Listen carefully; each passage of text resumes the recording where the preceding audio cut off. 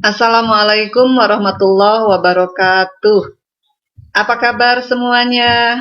Semoga kabar kalian sehat seperti juga Bu Eis yang hari ini alhamdulillah sehat dan tetap semangat untuk mengajar kalian, mengantarkan kalian menjadi generasi yang literat dan generasi yang cerdas. Baik, anak-anak Ibu, hari ini Bu Eis akan menyampaikan materi teks tanggapan. Ini merupakan materi bab 4 di kelas 9 ya pada semester 1. Nah, pernah tidak kalian memberikan tanggapan? Pasti semuanya pernah ya. Tanggapan yang kalian berikan, kalian kemukakan terhadap suatu objek yang kalian lihat atau kalian dengar. Contoh sederhananya begini, ketika selesai ulangan matematika tuh, tanggapan kalian bagaimana? Duh, mati gue, gak bisa mengerjakan itu soal, susah banget ya. Nah, itu sebetulnya tanggapan. Jadi tanggapan itu pada intinya sebetulnya berisi pendapat kalian terhadap sesuatu hal. Nah, dari sini mungkin ada sedikit gambaran ya bahwa tanggapan itu seperti apa. Hanya pada hari ini Bu Ois akan fokuskan persepsi kalian pada tanggapan terhadap suatu karya, ya, sebuah karya. Nah, kita lihat kompetensi dasar apa saja yang diinginkan, yang diharapkan kalian kuasai setelah selesai pembelajaran. Nah, ada 4 kompetensi dasar yang meliputi kompetensi dasar pengetahuan dan keterampilan, ya. Baik, kita coba satu-satu pahami dulu ya kompetensi dasarnya. 3.7, mengidentifikasi informasi berupa kritik, sanggahan, atau pujian dari teks tanggapan. 4.7, menyimpulkan isi teks tanggapan berupa kritik, sanggahan, atau pujian. 3.8, menelaah struktur dan kebahasaan dari teks tanggapan. 4.8, mengungkapkan kritik, sanggahan, atau pujian dalam bentuk teks tanggapan baik secara lisan maupun tulis dengan memperhatikan struktur dan kebahasaan. Nah, itu anak Ibu ya. 4 kompetensi dasar ini harus kalian kuasai setelah pembelajaran hari ini dengan Bu Eis. Ya, yang 4.8 apalagi itu level yang hot ya, yang paling tinggi. Jadi kalau kalian bisa menulis sebuah teks tanggapan berarti kalian sudah mencapai level yang paling tinggi ya dalam tingkatan HOTS begitu, high order thinking itu ya. Jadi Ibu harapkan kalian bisa menguasai semua kompetensi ini. Baik, anak-anak Ibu, perhatikan contoh teks tanggapan yang sudah Bu Eis salin dari buku paket. Oh iya, ini tentang teks tanggapan ini ada pada buku paket kelas 9 halaman 87 sampai 114. Nah, untuk contoh teks tanggapan ada pada halaman 89. Silakan kalian buka supaya lebih leluasa membacanya dari buku paket. Baik, kita akan bahas. Nah, sebuah karya seni, ini contohnya ya, sebuah karya seni kelas tinggi dari sang pelukis Maestro Affandi melukiskan sebuah pemandangan alam perkebunan cengkeh. Area perkebunan berbukit yang masih alami tampak terlukis apa adanya dari alam. Untuk menghidupkan suasana pada lukisan, dihadirkannya figur manusia sebagai objek pendukung, tetapi inti dari lukisan yang menunjukkan adanya aktivitas kehidupan yang menyatu dengan alam. Ekspresi khas goresan Affandi terlihat unik, menjadikan lukisan ini istimewa. Nah, itu paragraf pertama. Apa yang disajikan pada paragraf pertama oleh si penulis? Ini masih menggambarkan tentang objek yang akan dia nilai. Jadi sebuah karya Affandi yang dia jadikan objek penilaiannya untuk dijadikan teks tanggapannya. Jadi di bagian awal itu ternyata kita cukup menceritakan, mengemukakan, melukiskan apa yang kita lihat dari objek tanggapan kita itu. Nah, di sini yang dia sebutkan, dia ceritakan adalah mengenai lukisan pemandangan alam yang dibuat oleh Apandi. Jadi di situ ada gambar pemandangan alam, sebuah perkebunan cengkeh ya, kemudian berbukit alami, kemudian ada lukisan figur manusia. Nah, di situ si penulis teks tanggapan ini hanya mendeskripsikan objek yang akan dia tanggapi. Nah, lalu pada paragraf 2 apa yang dia ungkapkan, dia ceritakan. Kita lihat bersama. Seperti pada kebanyakan lukisan Apandi yang selalu menempatkan matahari sebagai bagian dari objek utama, tetapi dalam lukisan ini penempatan matahari tampak unik, seolah sang pelukis mengambil perspektif posisi di balik matahari. Tampak dalam lukisan matahari tidak di balik bukit, tetapi di atas bukit dan menutupi bukit. Keunikan ini mungkin hanya dimiliki Apandi sebagai cara sudut pandang dia dalam berekspresi dengan kualitas imajinasinya sebagai seorang pelukis maestro ternama. Nah, di paragraf keduanya sudah mulai ada analisis penulis begitu ya tentang objek lukisan Apandi itu. Meskipun tadi di bagian atas sebetulnya ada sedikit ya di kalimat terakhir, ekspresi khas goresan Apandi terlihat unik. Nah, menjadikan lukisan ini istimewa itu sudah ada penilaiannya, tapi lebih jelas lagi pada paragraf kedua dia menceritakan alasannya kenapa dia mengatakan bahwa lukisan Apandi ini unik. Nah, disebutkan bahwa katanya gambar mataharinya itu berbeda dari biasanya begitu, dari biasanya yang dilukis oleh Apandi. Jadi seperti ini ya contoh teks tanggapan itu. Mendeskripsikan dulu objeknya, yang kedua atau paragraf berikutnya baru menganalisis dan memberikan penilaian. Nah, dari sini akan kita lihat. Jadi sebetulnya teks tanggapan itu apa sih? Nah, perhatikan slide berikutnya. Pengertian dan syarat teks tanggapan. Apa itu teks tanggapan? Teks tanggapan itu adalah teks yang berisi pendapat yang disampaikan secara objektif terhadap karya orang lain, baik secara lisan maupun tulisan. Nah, karya yang ditanggapi itu bersifat umum, boleh bentuk apa saja. Nah, bisa novel, bisa film, bisa drama, buku, atau jenis hasil karya lainnya. Bisa juga tentang bangunan ya, rumah.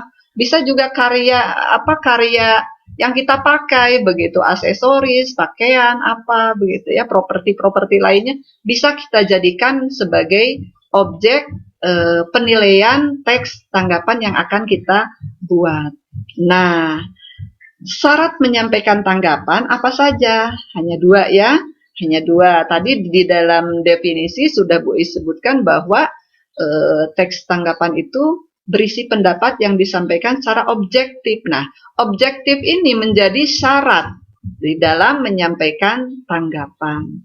Apa itu objektif? Objektif itu apa adanya. Jadi kita menilai berdasarkan fakta yang sesungguhnya yang kita lihat, kita dengar seperti itu, ya. Jadi tidak mengada-ada gitu. Kalau baik ya katakan baik, kalau tidak baik ya katakan tidak baik, tapi dengan catatan harus, yaitu syarat yang kedua, santun, menyampaikannya harus santun. Ketika kita mengatakan karya ini kurang baik, maka kita menyampaikannya harus dengan santun, yaitu cara menyampaikan tanggapan harus baik dan berdampak positif supaya orang yang kita berikan penilaian itu tidak tersinggung begitu ya, dampaknya positif kepada dia gitu. Jadi penilaian kita tidak boleh menyinggung orang yang membuat karya tersebut ya. Jadi mohon diingat, syarat menyampaikan tanggapan itu harus objektif dan santun. Nah, berikutnya mengenai struktur teks deskripsi. Dari contoh tadi di awal yang Bu sampaikan, itu hanya 2 paragraf ya, memang di awalnya tidak dituliskan konteksnya. Ternyata struktur teks deskripsi itu ada 3, yaitu konteks, struktur teks tanggapan maksud Bu Is ada 3, yaitu konteks, kemudian deskripsi, dan bagian akhir penilaian. Nah, apa itu konteks? Konteks itu apa yang kita tanggapi. Yang ingin kita tanggapi itu karyanya berbentuk apa begitu. Di mana dan kapan peristiwa terjadi? Peristiwa apa? Sosial, politik, atau seni budaya? Jadi itu namanya jawaban-jawaban dari pertanyaan ini merupakan konteks. Atau Bu Ei simpulkan bahwa konteks itu merupakan identitas karya. Nah, identitas karya itu apa saja? Misalnya novel deh. Misalnya novel yang akan kita tanggapi ya. Maka di bagian konteks itu kita harus menyebutkan judul novelnya, penulis novelnya, tahun terbitnya, penerbitnya, tebal halamannya, ya. Nah, hal-hal itu yang dimaksud dengan konteks atau identitas karya. Nah, mulailah pada bagian struktur yang kedua, yaitu deskripsi ya. Setelah kita menuliskan konteks, baru masuk ke paragraf.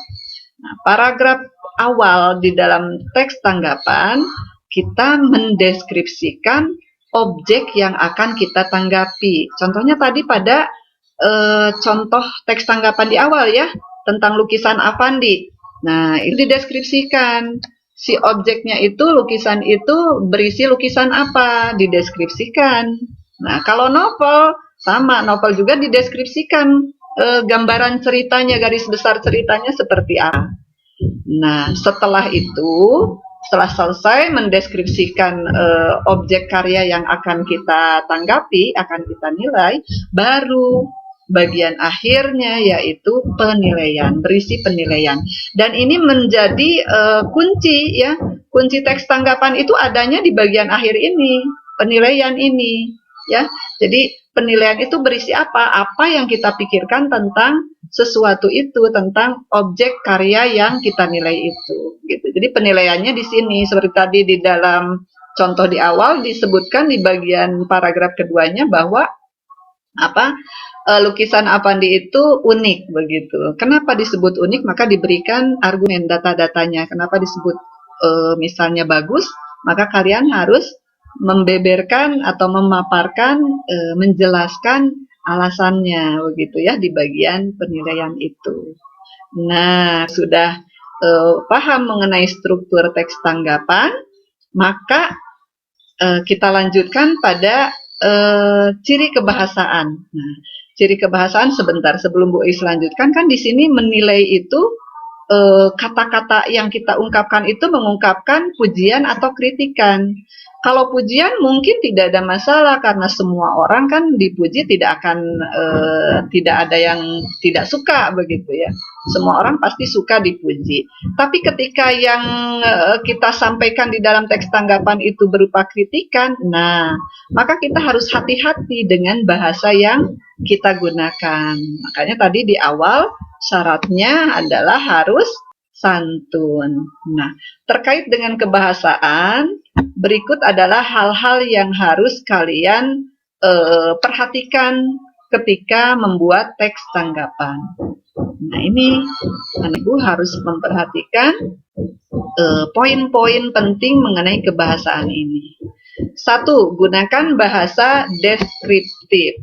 Maksudnya tadi ya di bagian awal tulisan teks tanggapan kita harus menggunakan pendeskripsian. Jadi mendeskripsikan karya yang akan kita jadikan objek tanggapan. Nah, ya, dengan bahasa deskripsi kan sudah dipelajari di kelas 7 ya. Di bab pertama kelas 7 kalian sudah belajar bagaimana mendeskripsikan yang baik begitu. Nah, berikutnya perlu kalian perhatikan bahwa semua orang senang dipuji. Nah, pujian membawa perasaan positif. Siapa sih yang tidak suka dipuji ya? Semua orang suka. Nah, maka kita ketika melihat karya orang, boleh kita memberikan tanggapan berupa pujian. Tapi dengan catat, pujian itu harus tulus, tidak boleh hanya basa-basi atau mengharapkan sesuatu. Nah, yang ketiga, menemukan hal untuk dipuji. Nah, dalam poin ini berarti kita harus cermat di dalam memuji karya orang lain, ya, yang kita jadikan sebagai objek teks tanggapan. Pandai-pandailah kita di dalam memilih bagian mana yang memang patut kita berikan pujian. Nah, contohnya, ih, poster lingkungan yang kamu buat kemarin bagus deh. Saya sampai tidak bos lihatnya. Saya ingin seperti kamu. Nah, itu berarti objek yang dia buat itu kan poster lingkungan. Nah, kita pujilah prestasinya di dalam membuat poster lingkungan seperti itu. Jadi intinya orang lain itu memang ingin mendapatkan pujian dari hal yang dia inginkan, bukan yang kita inginkan, begitu. Dia membuat karya itu, ya karya itu yang kita berikan pujian. Baik, selanjutnya berikanlah pujian secara tepat. Nah, tepat di sini apa saja? Di sini Ibu Eis tuliskan ada 4 contoh ya, yang dimaksud dengan tepat itu. 1, tulus. Nah, tulus itu tadi bukan basa-basi, tapi kita memberikan tanggapan objektif apa adanya. Yang kedua, kita harus menghormati atau menghargai ya, menghargai apa karya yang dibuat oleh siapapun. Nah, di sini jangan sampai kita salah memberikan memuji berdasarkan ras. Maksudnya begini contohnya, kamu hebat deh untuk ukuran orang desa. Nah, berarti ada kata orang desa berarti itu agak menyudutkan dia gitu ya untuk ukuran orang desa. Berarti untuk ukuran orang kota dia tidak hebat dong. Nah, seperti itu. Jadi hindari hal-hal seperti itu. Atau seperti ini contoh lain. Tuh kan, kamu terlihat cantik kalau berdandan. Nah, berarti kalau tidak dandan dia tidak cantik begitu. Hal-hal seperti itu patut kalian hindari ya. Baik. Selanjutnya perhatikan waktu ketika hendak memuji. Maksudnya begini, ketika kita akan memberikan pujian, maka pujian itu kita sampaikan setelah karya itu selesai loh gitu. Setelah karya itu selesai, kalau sebelum karya itu selesai misalnya di tengah-tengah, ya kamu bagus, itu kelihatan banget kalau pujian kita itu tanggapan kita itu tidak objektif, orang karyanya saja belum selesai begitu. Jadi ini harus tentu saja disampaikan tanggapan itu ketika karya yang dibuat oleh orang lain itu sudah selesai begitu. Nah, selanjutnya yang keempat, berikan rasa nyaman. Nah, memberikan rasa nyaman itu dengan bahasa yang baik ya di dalam tanggapan yang kita berikan. Memberikan pujian pastilah memberikan rasa nyaman yang kepada si pembuat atau pencipta karya ya. Baik, selanjutnya perhatikan juga ketika menerima pujian, bahwa ketika kita menerima pujian kita tidak boleh mengelak. Nah, orang lain lebih bagus kok dari saya. Mungkin tujuan kita merendah. Tapi bahasa itu mungkin bisa merendahkan si pemujinya gitu, yang memberikan tanggapannya, yang memberikan pujian begitu ya. Tapi ucapkanlah kata misalnya alhamdulillah, terima kasih ya, kalau muslim alhamdulillah. Biasanya kan begitu ya kalau dipuji orang begitu. Cukup mengatakan alhamdulillah dan terima kasih. Nah, seperti itu ya. Lalu berikutnya di dalam bahasa kita mengkritik perlu juga memberikan kritikan jika memang perlu diberikan, boleh. Tetapi yang harus kalian ingat, ini sampai Bu Eis tulis dengan warna merah, dengan ini nih, bagian ini nih ya, dengan tulisan merah, jangan mengkritik di depan umum, dan jangan mengkritik di sembarang waktu. Maksudnya begini, misalnya kita melihat karya teman kita itu memang kurang bagus, lalu kita sampaikan kritikan itu ketika banyak orang. Nah, itu pasti akan menyinggung orang tersebut ya, teman kita itu. Dan jangan di sembarang waktu. Misalnya ketika teman kita yang yang membuat karya itu sedang moodnya tidak baik begitu kan. Itu harus kita pahami. Kita tidak boleh tidak boleh saat itu menyampaikan kritikan, pasti akan membuat orang tersebut tersinggung atau marah. Jadi carilah waktu menyampaikan kritikan itu ketika memang waktunya tepat begitu ya. Si pembuat karyanya tidak sedang dalam keadaan moodnya tidak baik begitu. Nah, harus melihat situasi dan kondisi ya. Jadi ingat, kritik yang benar itu pun harus yang konstruktif. Konstruktif itu membangun ya, bisa mendorong seseorang untuk lebih baik. Jadi cara mengkritik pun ada pedomannya gitu ya. Sampaikan pujian terlebih dulu. Nah, seperti itu ya aturannya. Kita menyampaikan kritikan, tapi kritikan pun harus menghindari bahasa yang negatif atau menyalahkan atau menyerang ya. Itu tidak baik sama sekali ya. Efeknya juga tidak akan baik tentu saja. Nah, selanjutnya masih mengenai unsur kebahasaan di dalam teks tanggapan adalah situasi yang khusus. Misalnya pada situasi khusus kita baru mengenal orang itu yang karyanya akan kita tanggapi begitu. Maka tentu saja hal itu harus jadi pertimbangan kita gitu. Harus memahami dulu ini orang kalau kita kritik mau menerima enggak gitu. Jangankan yang baru dikenal gitu, teman kita sendiri kalau kita salah menyampaikan kritik mungkin dia akan tersinggung, apalagi dengan orang yang baru kita kenal. Jadi pada situasi khusus kita menyampaikan kritikan itu harus sangat hati-hati ya. Lalu yang terakhir alternatif saran bukan kritik. Nah, maksudnya adalah bahwa kita itu memberikan kritikan boleh, tapi lebih baik lagi kalau memberikan saran langsung gitu, tanpa harus mengkritik. Paham nggak nih maksudnya? Paham ya? Jadi ketika melihat misalnya lukisan teman kita kurang sempurna begitu, maka jangan katakan, ih jelek banget nih ini, kok begini sih gambar kepala begitu. Tapi berikan saran, ini akan lebih bagus deh kalau warna rambutnya seperti ini gitu, atau alisnya seperti ini, atau bibirnya kamu buat lebih kecil atau lebih besar. Nah, seperti itu kan saran begitu ya. Sebetulnya kita sedang menyampaikan kritikan, tapi kita dengan bahasa memberikan saran. Itu tentu saja lebih baik bila bisa kalian lakukan. Nah, seperti itu ya materi teks tanggapan yang bisa Ibu sampaikan anak-anak Ibu. Nah, selanjutnya kalau misalnya kalian ada pertanyaan terkait materi, boleh kalian WA Ibu, boleh juga di Google Classroom ya, boleh disampaikan pertanyaan kalian.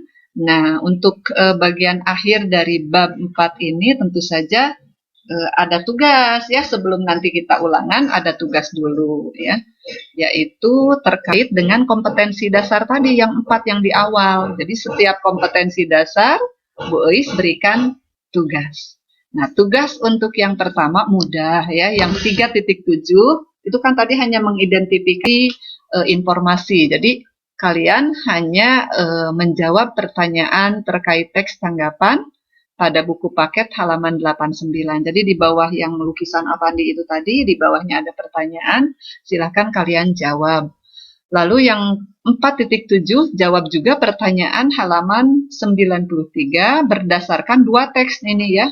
Jadi nanti kalian bisa membandingkan antara 2 teks tanggapan yang ada di buku paket itu dengan jawaban kalian, nanti bisa menyimpulkan sendiri begitu ya. Oh, ternyata teks yang ini isi tanggapannya tentang ini.